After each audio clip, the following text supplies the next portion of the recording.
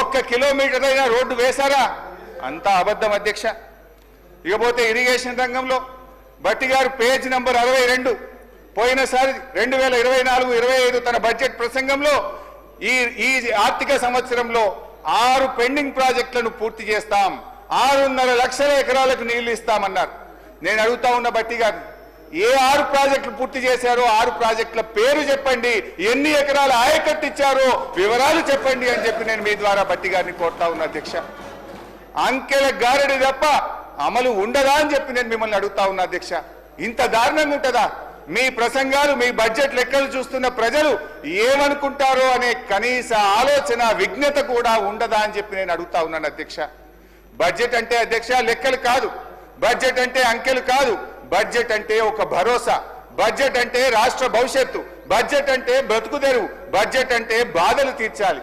కానీ వీళ్ళ బడ్జెట్ అధ్యక్ష చెప్పిన దాంట్లో ఒక్కటి కూడా అమలు చేయకుండా అంకెల గారెడితో ప్రజల్ని మాయ చేసేటువంటి ప్రయత్నం చేశారు అధ్యక్ష. అధ్యక్ష అంకెలు చూస్తే ఆర్భాటం, పనులు చూస్తే డొల్లతనం. ఇది గత బడ్జెట్ కథ, ఇది గత బడ్జెట్ కథ. ఇక వర్ధమానానికి ఈ సంవత్సరం బడ్జెట్లోకి వద్దాం అధ్యక్ష. ఇక ఈ సంవత్సరం బడ్జెట్లోకి వద్దాం అధ్యక్ష. ఈ బడ్జెట్లో భట్టి గారు పేరా నంబర్ 62, భట్టి గారు పేరా నంబర్ 62లో ఒక మాట చెప్పారు అధ్యక్ష. నది దాటేదాకా ఓడమల్లయ్య, దాటిన తర్వాత బోడమల్లయ్య అని పేరా 62లో భట్టి గారు చెప్పారు అధ్యక్ష. ఇది కాంగ్రెస్ పార్టీకి బాగా సూట్ అవుతుంది. నిజమే చెప్పారు అధ్యక్ష, నిజమే చెప్పారు అధ్యక్ష. ఓడ దాటేదాకా ఓడమల్లప్ప, ఓడ దాటినాక బోడమల్లప్ప. ఎందుకంటే అధ్యక్ష ఎన్నికల ముందు వాగ్దానాల జాతర చేశారు, ఎన్నికలు కాగానే వాటిని పాతర వేశారు. ఇవాళ మహాలక్ష్మి 2500 మోసం, 4000 రూపాయల పెన్షన్, రైతు భరోసా, రుణమాఫీ, తులం బంగారం, నిరుద్యోగ భృతి, ఏడాదిలో 2 లక్షల ఉద్యోగాలు, ఉద్యోగులకు పిఆర్సీ 4 డిఏలు, ఆటో డ్రైవర్లకు 12,000, అన్ని పంటలకు బోనస్, ప్రభుత్వంలో ఆర్టీసీ విలీనం, 5 లక్షల విద్యార్థి భరోసా కార్డు. భట్టి గారు ఇప్పుడు చెప్పండి, బోడమల్లయ్య ముచ్చట ఎవరికి వర్తిస్తుందో ఒకసారి చెప్పాలని చెప్పి నేను భట్టి గారిని కోరుతా ఉన్నా అధ్యక్ష. అధ్యక్ష ప్రస్తుత బడ్జెట్ పై కూర్చోండి బైసా ప్లీజ్. నేను మాట్లాడినాక ఉప ముఖ్యమంత్రి గారు మాట్లాడతారు. ఎన్నికల ముందు ఒక ప్రముఖ టీవీ ఛానల్ ఇంటర్వ్యూలో భట్టి గారు ఒక జర్నలిస్ట్ రాష్ట్ర ఆదాయానికి మీరు చేస్తున్న వాగ్దానాలకు మధ్య తీవ్ర అంతరం ఉంది, ఎలా అమలు చేస్తారని అడిగారు అధ్యక్ష.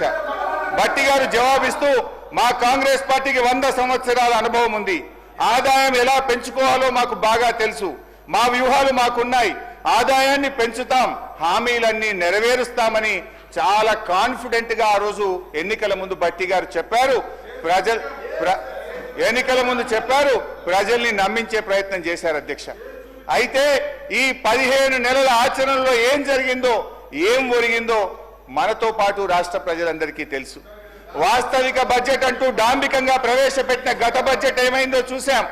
ఇప్పుడు మళ్ళీ 3,04,965 కోట్ల రూపాయల బడ్జెట్ అని మరో గాలిమేడ కట్టారు అధ్యక్ష. ఇది మోస్ట్ డిజాస్ట్రస్ రూలింగ్, ఇది most disappointment budget. Congress disastrous పరిపాలన వల్ల రాష్ట్ర ఆదాయం మీద నెగటివ్ ఎఫెక్ట్ చూపిస్తుంది, రాష్ట్ర ఆదాయం అంతకంతకు క్షీణిస్తా ఉంది. మరి అనుభవం గల భట్టి గారు ఇప్పుడు ఏం చేయాలి చెప్పాలి ఈరోజు.